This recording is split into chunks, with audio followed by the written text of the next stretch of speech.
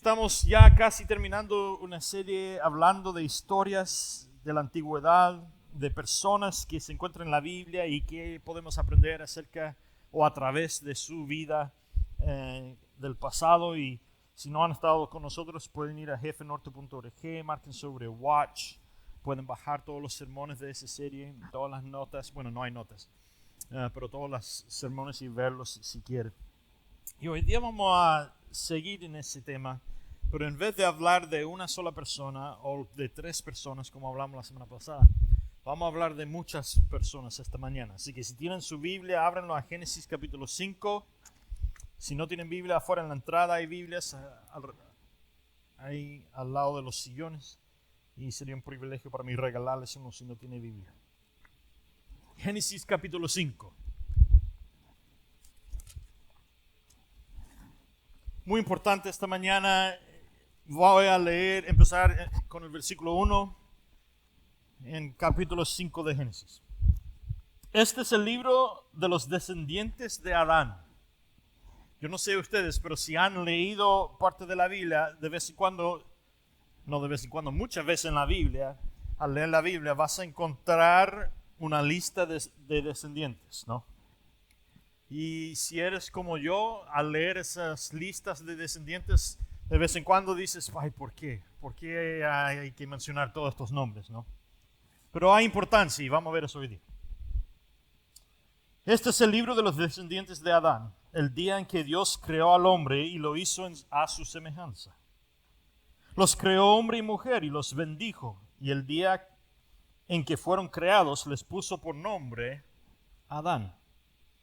Y Adán vivió 130 años y engendró un hijo a su imagen y semejanza, y le puso por nombre Set. Y después de engendrar a Set, Adán vivió otros 800 años y engendró más hijos e hijas. Ahora, pausa. Si estás leyendo conmigo, estás escuchando. Sí, Adán vivió más de 900 años. Y si estás aquí y estás diciendo, ¿cómo puede un hombre vivir 900 años? Les sugiero que tomen un fin de semana y vayan a Glen Rose, Texas. Queda como 3 horas y media, 4 horas de aquí. Glen Rose, Texas. En Glen Rose, Texas, hay un museo que se llama Museo de la Creación. Y si vas ahí, muchos de ustedes quizás no lo saben, pero aquí en Texas, en ese museo, están haciendo experimentos increíbles. Lo que ellos están haciendo es tratando de ver cómo era el mundo antes del diluvio. ¿Y cómo pueden saber cómo era el mundo antes del diluvio? Pues en árboles petrificados y en minerales que están sacando del suelo, que saben, por ejemplo, los árboles petrificados, al cortarlos pueden ver cuántos años tenía el árbol, ¿no? Y pueden, por los anillos en la troca del árbol. Y pueden ver que estos árboles tienen miles de años. Y pueden también, cuando le hacen análisis a estos árboles o estas cosas, pueden ver cómo era cómo era la atmósfera hace unos 10,000 años. Y lo que han encontrado es que la atmósfera hace 10,000 años, antes del diluvio, la atmósfera era completamente diferente que lo es ahora. ¿Cómo se dice? La gravedad del mundo era diferente por el centro magnético y ese tipo de cosas. Cuando viene el diluvio, interrumpe todo eso y causa que cambie la atmósfera de la Tierra. Bueno, ellos pueden ver esto y lo han probado científicamente. Entonces lo que ellos han creado es como un tanque a lo largo de esta habitación donde han recreado las condiciones de la atmósfera antes del diluvio. Entonces, por ejemplo, han puesto animales en este tanque y ese tipo de cosas. Y después de solo unos meses en el tanque, en las condiciones donde hay más oxígeno en el aire que hay ahora, donde ¿cómo se dice? The pull magnético del centro de la tierra era diferente, ¿no? Entonces, al recrear esas condiciones y poner animales dentro de ese tanque, estos animales en cosa de meses han crecido 3-4 veces más grande que animales similares. Por ejemplo, pusieron un cascabel, culebra, ¿no? Lo pusieron ahí y creció 4 veces más grande de lo que se creía que podía crecer un cascabel. También el veneno del cascabel, la composición molecular cambió. Todo eso para decir esto. Antes del diluvio, los hombres vivían mucho más tiempo, porque las condiciones eran mejores de lo que es ahora el mundo. Entonces vamos a ver que los hombres vivían muchos más años y eran más grandes también los humanos. Entonces quizás ustedes incluso ayer descubrieron en Turquía, descubrieron cerca de donde creen que quedó el arca de Noé después del diluvio, descubrieron un enterramiento humano, ¿no? Un cementerio, donde creen que vivía Noé y su esposa después del diluvio. Y al excavar los huesos humanos, encontraron huesos humanos, por ejemplo, que el dedo índice de una mujer encontraron, y el dedo índice medía 18 pulgadas. Pero eso no lo van a ver en ciencia, en la escuela, ese tipo de cosas, porque prueba que lo que dice la Biblia es verdad y correcto, ¿no? Pero bueno, eso es gratis, eso no tiene nada que ver con el mensaje de hoy día. Solo cuando leen que Adán vivió 900 años, eso significa que vivió 900 años literales, no es metáfora esto. Versículo 5. Y todos los días que Adán vivió fueron 930 años, entonces murió. Set, su hijo, vivió 105 años y engendró a Enós. Y después de engendrar a Enós, Set vivió otros 807 años y engendró a más hijos e hijas. Y todos los días que Set vivió entonces fueron 912 años. Y entonces él murió. Enós vivió 90 años y engendró a Cainán. Y después de engendrar a Cainán, Enós vivió otros 815 años y engendró a más hijos e hijas. Y todos los días de Enós vivió fueron 905 años, entonces murió. Cainán vivió 70 años y engendró a Malaleel. Después de engendrar a Malaleel, Cainán vivió otros 840 años y engendró a más hijos e hijas. Y todos los días de Cainán vivió fueron 910 años, entonces él murió. Y Malaleel vivió 65 años y engendró a Yared. Y después de engendrar a Yared, Malaleel vivió otros 830 años y engendró más hijos e hijas. Y todos los días de Malaleel vivió fueron 895 años, entonces él murió. Y Yared vivió 162 años y engendró a Enoc. Y después de engendrar a Enoc, Yared vivió otros 800 años y él engendró más hijos e hijas. Y todos los días de Yared vivió fueron 962 años, entonces murió. Y Enoc vivió 65 años y engendró a Matusalén. Y después de engendrar a Matusalén, Enoc anduvo siempre con Dios durante 300 años y engendró a más hijos e hijas.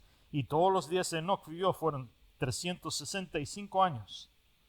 Enoc anduvo siempre con Dios y un día desapareció porque Dios se lo llevó. Entonces Enoc es el primer hombre que no muere, sino que Dios se lo llevó antes de morir. Y Matusalén, versículo 25. Matusalén vivió 180 años y 187 años y engendró a Lamec.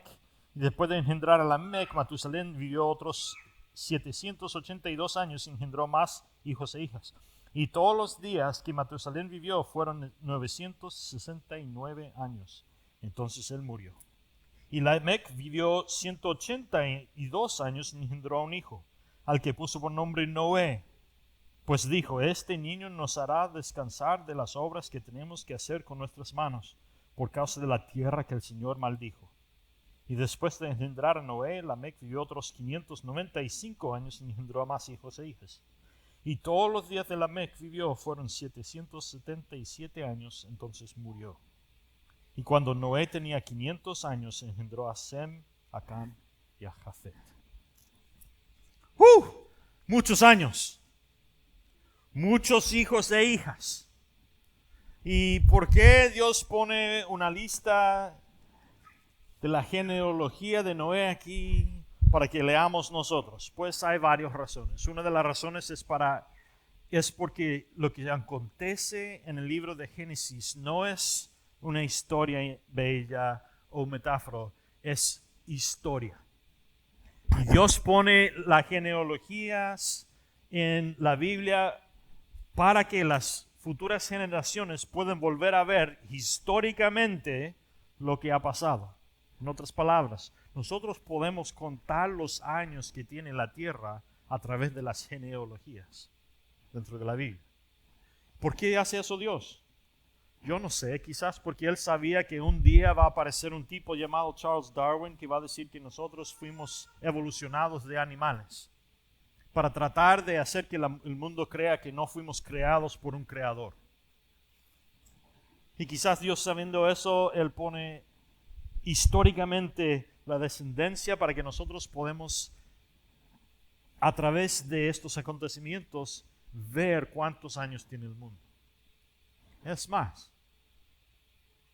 hace un par de años descubrieron, hay un científico, bueno, son 3 científicos que hicieron un experimento a través de muchos años y descubrieron que podrían ver la descendencia de todo ser humano, los podían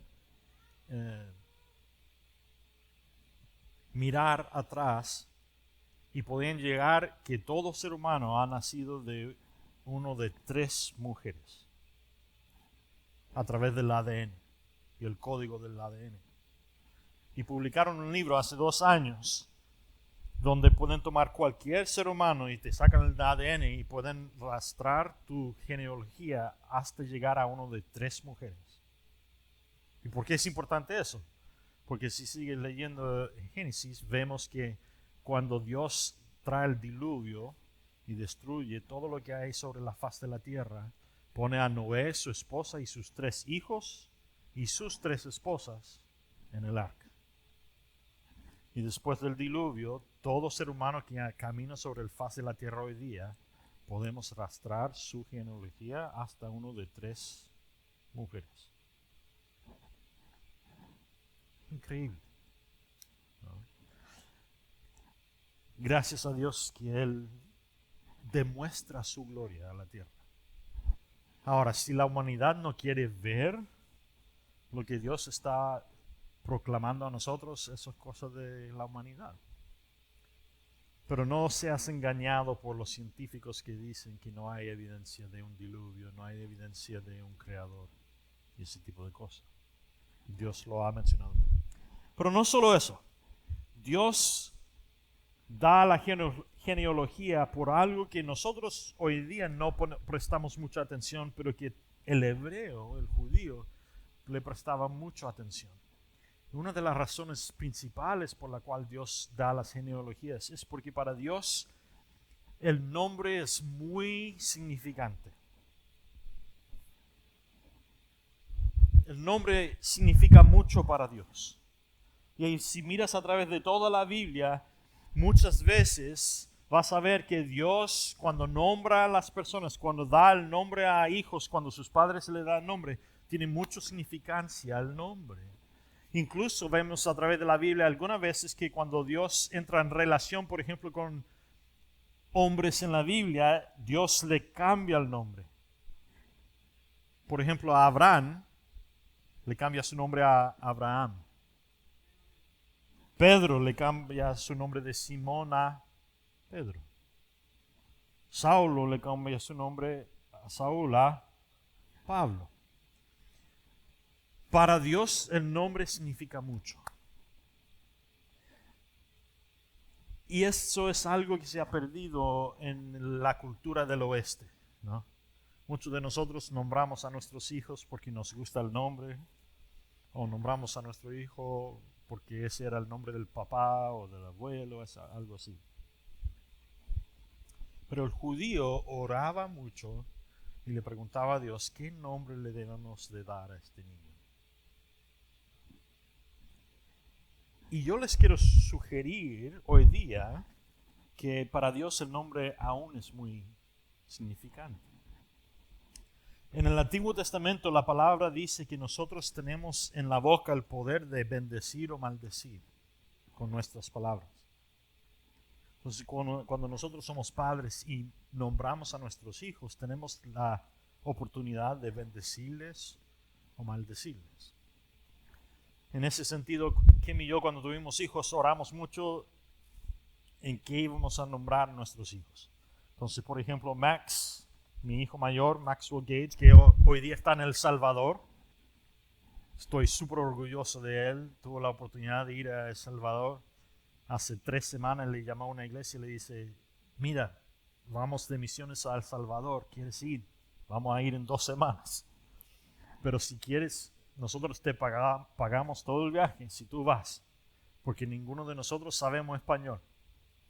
Y mi hijo Max, pues yo no sé muy bien el español tampoco. No, hemos oído hablar en español, ¿no? Y Max, la realidad es que él tiene mucho capacidad con el lenguaje, aprende muy rápido el lenguaje, le interesa eso. Entonces, por ejemplo, con Iván, Max trata de hablar mucho en español, ¿no? Entonces Max dice, ok, claro que sí, voy. Y llega a El Salvador con todos estos gringos, ¿no? Y hablando con él todos los días. Ay, cómo le viene el gozo a él estar haciendo lo que Dios quiere que él esté haciendo, ¿no? Y para mí, padre, ver que mi hijo fue a un país latinoamericano solo, con una iglesia extranjera, ¿no? Me viene mucho orgullo. Porque él está experimentando, un poquito del cielo, ¿no? El lenguaje español. Todos sabemos que se va a hablar español en el cielo. Es verdad. Quizás se habla otro idioma igual, pero español, claro que va a estar ahí. No, el primer día me llama Max y me dice, no sé, papi, es que primera vez en un país latinoamericano, bueno, ha ido a Puerto Rico, que es latinoamericano, pero no, cuando tienes un Walmart, casi latinoamericano. Me llama y me dice, papi, no sé, es que... Pues yo le pregunto, ¿cómo va? Y dice, sí, es un país, como se dice en español, en inglés se dice third world culture. Sí, gracias. Sí, es un país, pero no sé, como que... pues llegaron la primera mañana, se despertaron a disparos, ¿no? Fuera del hotel. Están en San Salvador, ¿no? Y ha mejorado muchísimo el país gracias al nuevo presidente, pero hace un año era el capital del asesinato en el mundo, ¿no? Entonces llegan estos gringos y, claro, hay guardias fuera de todo hotel y restaurante con rifles y ese tipo de cosas. Y estos gringos, ay, ¿qué está pasando aquí? Y Max le dice, no averiguaron de qué se trata El Salvador antes de venir. Pero bueno, despierte el lunes en la mañana, no. Entonces todos los gringos asustados y Max me dice, papi, no sé, es que no me doy susto. Yo le dije, no tienes que asustarte, ya, eso tiene que ver, alguien estaba robando algo o tenía que ver con droga, eso no tiene nada que ver con ustedes.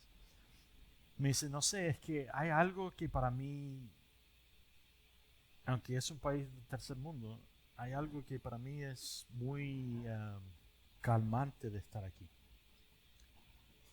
Me dice, papi, es como que estoy en la iglesia en el primer servicio. Y yo le dije, claro, es que parte de tu cultura, aún viviendo en Estados Unidos, es que creciste en una iglesia donde culturalmente hay 38 países representados y la mitad de esos son países latinoamericanos. Me dice, sí, es algo muy familiar, ¿no? Entonces le ha ido súper bien. Bueno. A Max nosotros le dimos el nombre Maxwell, que significa righteous. ¿Cómo se dice en español? Justo. Gage es un nombre del medio que significa vision. Entonces le pusimos el nombre a Maxwell, visión justo. Porque nosotros habíamos tratado de tener hijos por años y no pudimos tener hijos. Y estábamos viviendo en Amarillo, Texas, y una noche nosotros sentimos como que Dios nos estaba llamando a salir de Amarillo, Texas, el lugar donde Kim había vivido toda su vida. Kim vivió en la misma casa toda su vida hasta la noche en que nos casamos. Cuando nos casamos tuvimos que alquilar un apartamento a 2 cuadras de la casa de su padre.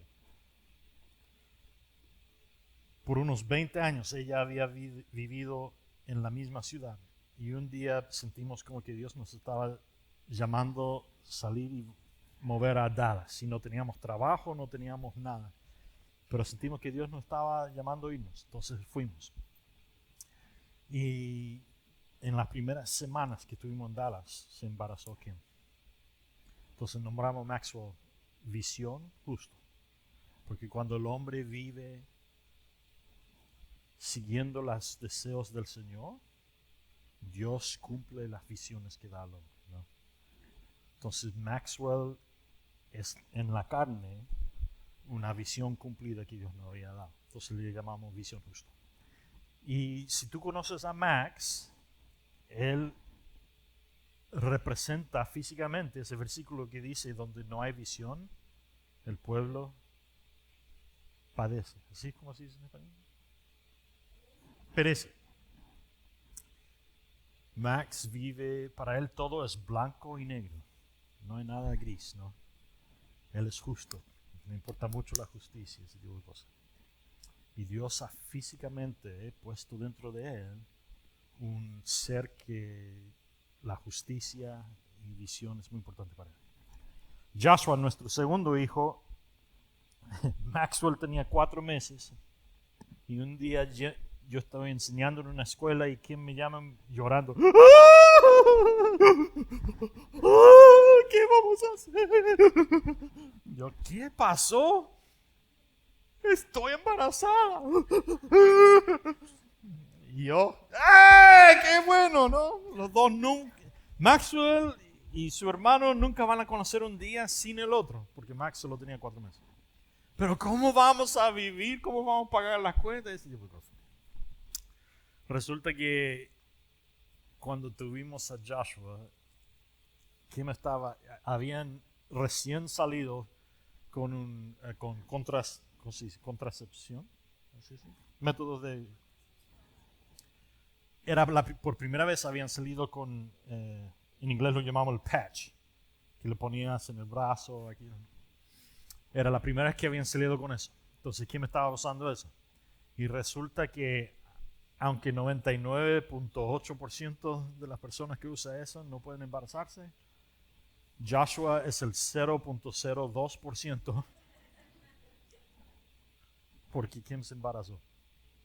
Entonces le llamamos a él Joshua, que significa Dios está con nosotros o Dios es salvación.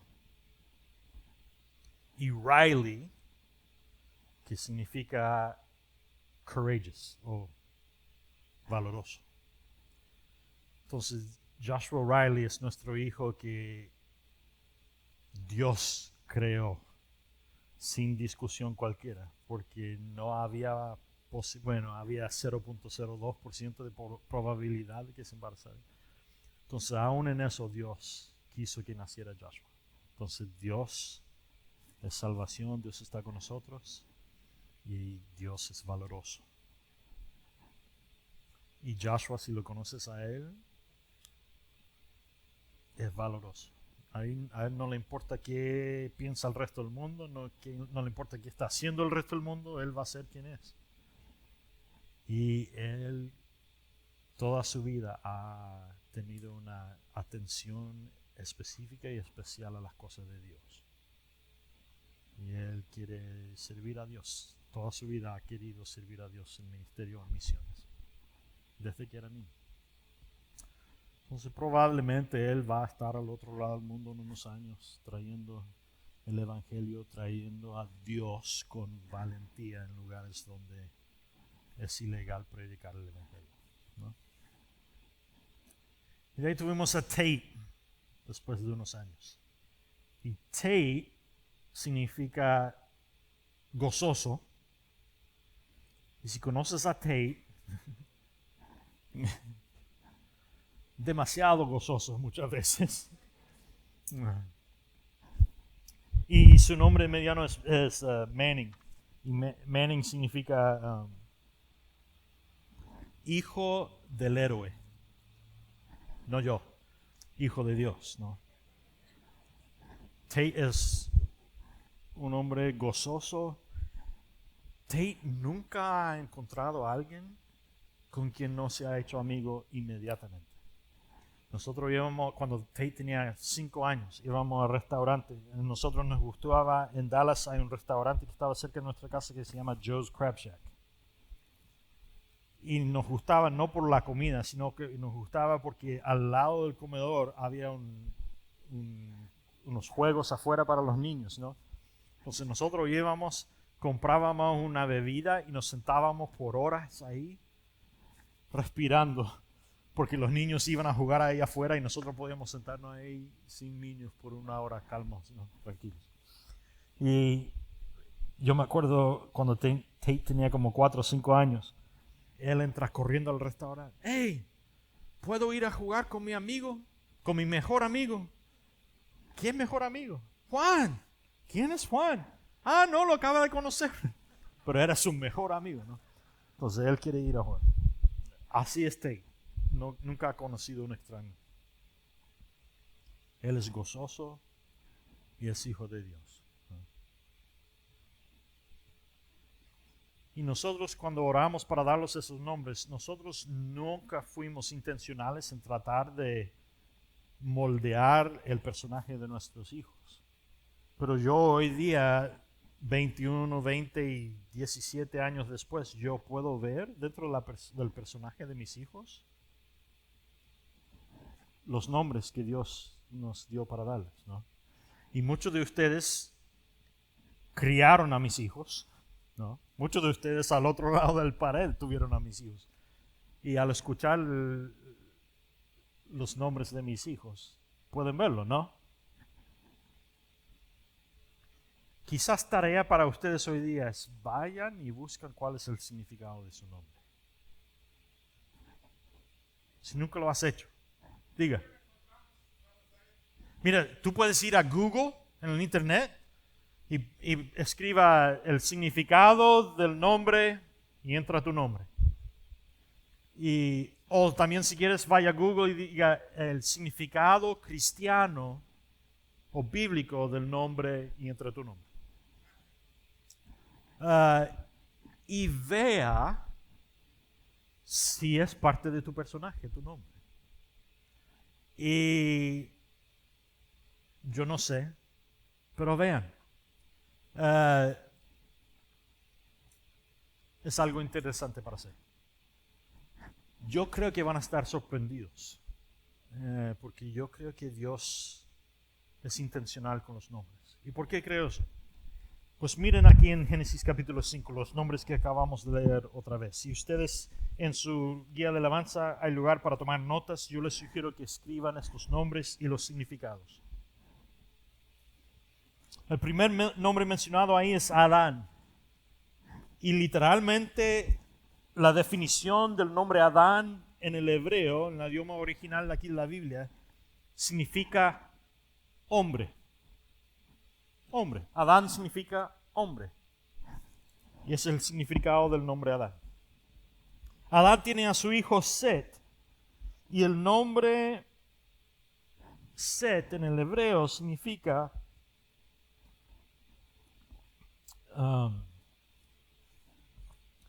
diseñado o intencional. Set tiene a su hijo Enos, y el nombre Enos en el hebreo significa un hombre mortal.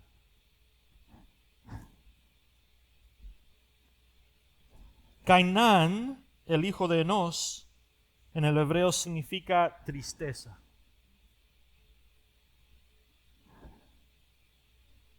Cainán tiene a su hijo Malaleel, que en el hebreo significa la gloria de Dios. Malaleel tiene a su hijo Yared, y el nombre Yared en el hebreo significa bajará a nosotros. Yared tiene a su hijo Enoc, que en el hebreo significa instruir o enseñar.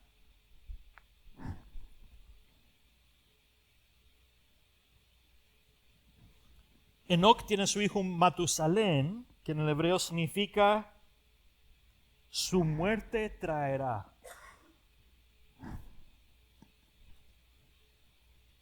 Matusalén tiene a su hijo Lamec, que en el hebreo significa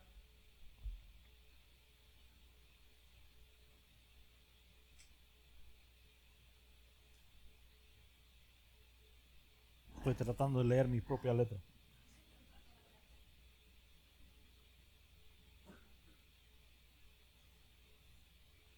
Lamec significa bajarán,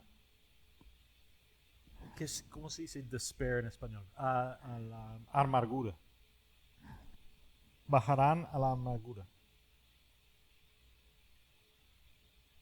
Y Lamec tiene al hijo Noé, cuyo nombre en el hebreo significa descanso. Descanso. Entonces todo judío, cuando nace, cuando el niño judío va a la escuela, lo que ellos aprenden son los primeros 5 libros de la Biblia, el Pentateuco. Y ellos aprenden los primeros libros de la Biblia, lo memorizan. Entonces, todo niño hebreo, judío, hasta los 10 años, devota su tiempo a memorizar los primeros 5 libros de la Biblia. Eso significa que todo niño judío ha memorizado esta genealogía. Y todo niño hebreo hubiera sabido no solo los nombres, sino el significado del nombre. Entonces, literalmente Dios está enseñando a generación tras generación tras generación a través del capítulo 5 de Génesis que el hombre ha sido diseñado mortal con tristeza. Pero bajará desde el cielo el bendito o el glorioso Dios y bajará a enseñar que su muerte traerá de la amargura la esperanza y descanso. ¿Oyeron eso? Entonces, cuando nosotros leemos una genealogía de nombres, estamos leyendo una genealogía de nombres, pero cuando entiendes el significado de los nombres, literalmente a través de las generaciones, Dios ha enseñado a las futuras generaciones que están memorizando vez tras vez, que el hombre que ha sido diseñado mortal y triste, pero Dios bajará, la gloria de Dios bajará a enseñar que la muerte que trae la desesperación o la amargura, que Dios bajará y traerá muerte a la desesperación y amargura y traerá descanso y esperanza. Wow. En otras palabras, Dios en las primeras generaciones del mundo, hasta Noé, cuando Dios decide empezar otra vez, destruyendo toda la humanidad, menos la familia de Noé en el diluvio, por su pecado, Dios había estado profetizando a la humanidad de Jesucristo que vendría. Y vemos a esta profecía cumplido a través de los nombres, en Génesis capítulo 5, cumplido cuando viene Cristo. la gloria de Dios que baja del cielo a vivir entre nosotros, a enseñar e instruir y traer muerte a la desesperación y la amargura, trayendo descanso y esperanza a través de su muerte en la cruz. Wow. Qué bello, ¿no? Ahora, no lo vamos a hacer por tiempo hoy día, pero si vas a Mateo capítulo 1, vamos a ver una genealogía de Adán hasta Cristo. Y por razones de tiempo yo no voy a darles la definición de todos esos nombres, porque estaríamos aquí por un buen rato. Pero si miramos la genealogía en el Nuevo Testamento de Adán hasta Cristo, vas a ver, y ustedes lo pueden hacer en tarea, pero vas a ver este mismo ciclo de definición repetido 3 o 4 veces hasta Cristo.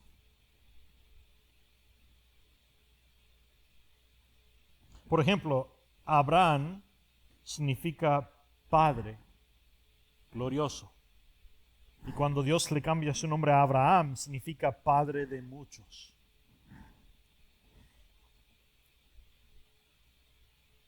Isaac, el hijo de Abraham, significa que él ríe triunfantemente. Jacob significa uno que agarra el tobillo del otro, porque agarró el tobillo de su gemelo que nació antes de él. Y cuando Dios le cambia su nombre de Jacob a Israel, significa amigo de Dios. Judá, el hijo de Israel, significa alabar. Perez, el hijo de Judá, significa alabar y traer a cuenta. Zerá, el hijo de Perez, significa que da a luz.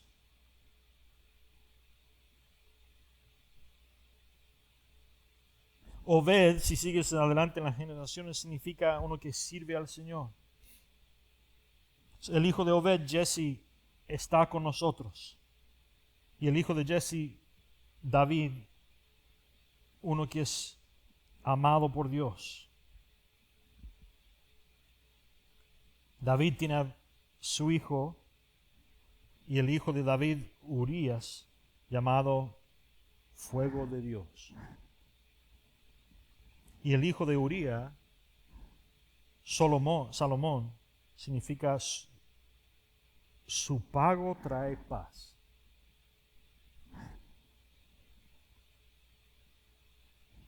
Y si sigues leyendo las definiciones de nombre, ciclo tras ciclo, habla de la redención de Dios que viene a través de Cristo, que Dios trae paz, que Dios libera al hombre que es pecador, vez tras vez. Y la misma definición de Génesis capítulo 5 lo vemos en el capítulo 1 de Mateo 3 o 4 veces repetido. Y si Dios a través de los siglos ha estado a través de su pueblo declarando al mundo que Él trae libertad de pecado, que Él trae paz, que Él es el que trae a través de su Hijo salvación para nosotros, entonces nosotros también debemos de empezar a vivir el nombre que Dios nos ha dado, ¿no? Si tus padres fueron intencionales en darte el nombre que te dieron o no, Dios está en control. Y algo dentro de nuestro nombre clama por Dios, está clamando por Dios que nosotros vivamos dentro del nombre proféticamente que Dios nos ha dado, ¿no? Jeffrey, mi nombre, significa alguien que trae paz entre enemigos. Y yo cuando era niño, yo no veía eso, porque yo era uno de esos niños que peleaba con todos. Peleaba mucho con mis hermanos. Hasta que fuimos a Chile. Cuando llegamos a Chile, y empecé en la escuela en Chile, El primer año yo no sabía nada de español, entonces lo único que sabía decir era no entiendo nada. Entonces, cuando llegamos a Chile, diferente a los otros misioneros, porque los otros misioneros mandaron a su hijo a una escuela internacional donde enseñaban en inglés o enseñaban en la casa. Mis padres dijeron, no vamos a hacer eso a nuestros hijos. Si Dios nos ha llamado a vivir como misionero en Chile, vamos a vivir como chilenos. Entonces lo que hicieron ellos es cuando llegamos a Chile, nos pusieron, yo había terminado el 4º grado en Estados Unidos, entonces cuando llegamos a Chile me pusieron el 4º grado, me hicieron repetirlo y nos tiraron en la escuela y van a aprender la idioma y la cultura o te vas a ahogar como niño, ¿no? Entonces yo me acuerdo los primeros 7 meses en la escuela, yo no entendía nada y me venían y me hablaban los chicos y yo les decía, no entiendo nada. Fue un año horrible. Pero a fines de ese año yo ya estaba hablando español y era chileno. Todos mis amigos eran chilenos y ese tipo de cosas. Pero en ese año, a los 10 años, ese año, fue tan dificultoso para mí que cambió algo en mí. Y desde ese momento en adelante, yo me acuerdo en Chile, cuando venía, ¿cómo se dice bully en español? Cuando alguien está tratando mal a otro niño, ¿cómo se dice? Abusando, matoneando. Yo cuando veía a otro chico abusando a otro niño, ¿no? Algo dentro de mí, porque yo ese año no entendía nada y entonces cuando yo veía a un niño pegándole a otro niño, algo dentro de mí se levantaba y yo iba y aunque no era muy bueno, yo dejaba al que estaba abusando al otro, yo le abusaba a él. Entonces yo pasé el 5º grado, cada semana yo estaba en la oficina del director. ¿Cómo estás peleando otra vez, Jeff? Pues no, yo estaba defendiendo al inocente que no podía defenderse a sí mismo. Y entonces, porque gringo era mucho más grande que los niños. ¿No? Entonces cuando los niños de 6º, 7º, 8º grado le estaban abusando a mis compañeros de 4º grado, 5º grado, yo iba y les ponía un dolor a ellos, digámoslo así. Y desde ese momento en adelante aprendí que no tenía que pegarles, pero que sí podía traer paz entre gente, ¿no? Y entonces, ahora como pastor, muchas veces cuando estoy aconsejando a gente que tiene problemas, muchas veces, casi siempre, estoy aconsejándoles, trayéndoles paz, o en medio de una circunstancia difícil, o trayendo paz entre dos hermanos, hermanas cristianos que están, ¿no?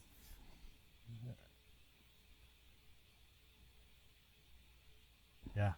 Shane, mi nombre del medio, creo que significa ¿cómo se dice en español? Voctífero. Volumen muy alto de voz. Cuando era niño, mis padres me decían, ¡Hey, Jeff! Usa tu voz interior. Porque yo jugando, ¿no? Era muy ruidoso y les molestaba a ellos. ¡Hey, usa tu voz interior! Habla despacio en la casa. ¿Qué sé? Toda mi vida como niño estaba enojando a mis padres porque estaba gritando. Pero quién sabía que un día yo iba a estar predicando, trayendo paz al mundo, cumpliendo el nombre que Dios me había dado, ¿no?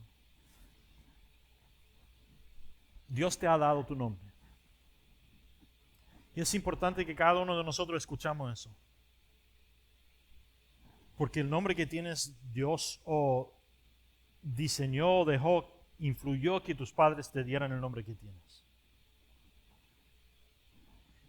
Y si tienes el mismo nombre de tu padre o tu madre, eso no quizás puede significar que Dios quiere que seas como ellos, o puede ser que Dios no quiere que seas nada como ellos, dependiendo de cómo vivieron su vida ellos. Pero no importa cualquiera de los dioses, Dios te dio el nombre que te dio. Y yo creo que la aplicación mayor para nosotros esta mañana, aprendiendo de la vida de estos hombres que leímos esta mañana, es esto. Dios tiene un propósito para tu vida y para la mía. La Biblia dice en Jeremías que Dios te creó con un propósito dentro de la vientre de tu madre. Que antes de que nacieras de la vientre de tu madre, Dios te había dado un propósito. Un propósito para bendecirte a ti y para usarte a ti para sus propósitos. Y la aplicación para nosotros hoy día es esta. Salgamos de aquí preguntándole a Dios, Dios, ¿qué quieres hacer con mi vida? No solo quieres salvarte, Dios, de tu pecado. Dios no solo fue a la cruz para salvarte de la condenación del pecado. Dios resucitó de entre los muertos para darte victoria sobre el pecado. Para que tú pudieras vivir una vida, y Él dice, Cristo dice que para que pudieras vivir una vida abundante. Y parte de la abundancia que Dios compró con su muerte en el pecado para nosotros es para que nosotros pudiéramos cumplir el propósito que Dios nos había diseñado en el vientre de nuestra madre. Y parte de ese propósito, o algo que nos ayudará a saber qué es ese propósito, está dentro de nuestro nombre. Así que cuando te vayas de aquí esta mañana, toma tiempo esta semana, órale a Dios, Dios, ¿qué es el propósito que has creado en mí? Y Dios, enséñame cuál es el propósito que tienes para mi vida. Y empieza enseñándome cuál es el significado de mi nombre. ¿Qué tiene que ver mi nombre con el propósito que tienes para mí? Para que puedas empezar a vivir y tomar el manto del propósito que Dios tiene sobre tu vida y caminar con confianza en quién eres en el Señor para cumplir el propósito que Él tiene para ti.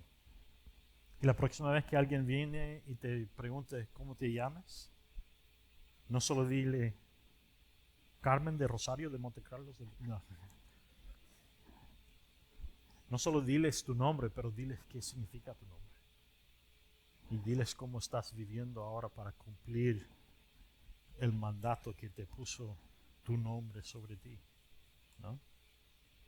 Y vea si Dios no empieza a utilizar tu nombre para empezar a caminar en la confianza de quién eres, en el propósito que Dios te dio, pero también para enseñarle a los demás acerca de lo que Dios hizo en ti, al crearte, al nombrarte y al morir por ti en la cruz, y lo que Él quiere hacer en ellos también. Y vea si no abre las puertas para compartir el Evangelio a tus compañeros en el trabajo, tus amigos, tu familia en la casa. Amén. Amén. En vez de terminar con una canción, vamos a cantar un minuto, pero antes de terminar, yo quiero que oremos esta mañana por Venezuela, ¿no? Tenemos hermanos y hermanas que están en una situación muy complicada.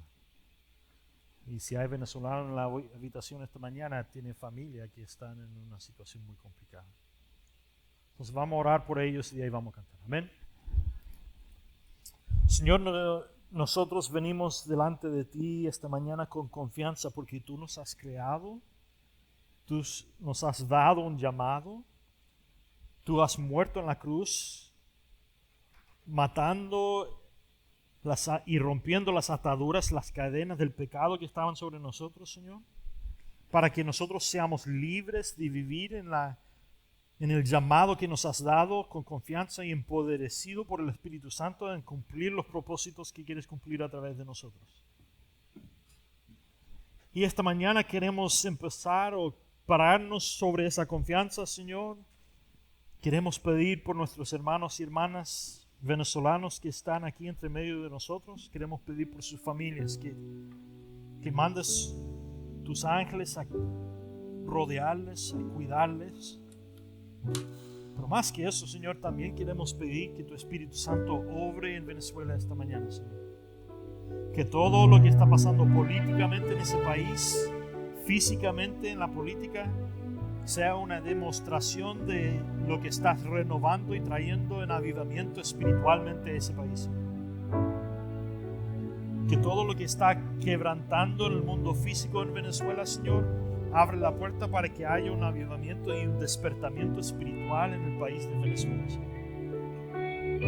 Que tu evangelio crezca y alcance a todo venezolano, Señor. Que en nuestro día, Señor, veamos al país de Venezuela entregar su corazón a ti, Señor. Empezar a seguir tus mandamientos otra vez, a renunciar a todo tipo de brujería, de ateísmo, de engaño del enemigo, Señor. Que vuelvan a conocer a su Salvador, a alabar a su Salvador, a ser un país rendido a tu Hijo Jesucristo, a los propósitos que has puesto sobre ese país, dándole todo lo que necesitan para vivir y cumplir los propósitos que tú tienes sobre cada uno de los venezolanos, Señor. Y para nuestros hermanos y hermanas venezolanos aquí, Señor, denles visión, denles provisión para ver y saber cómo ellos pueden orar y cómo ellos pueden ayudar a su familia y su compañero de vueltas en ese país. Que todo lo que pase, Señor,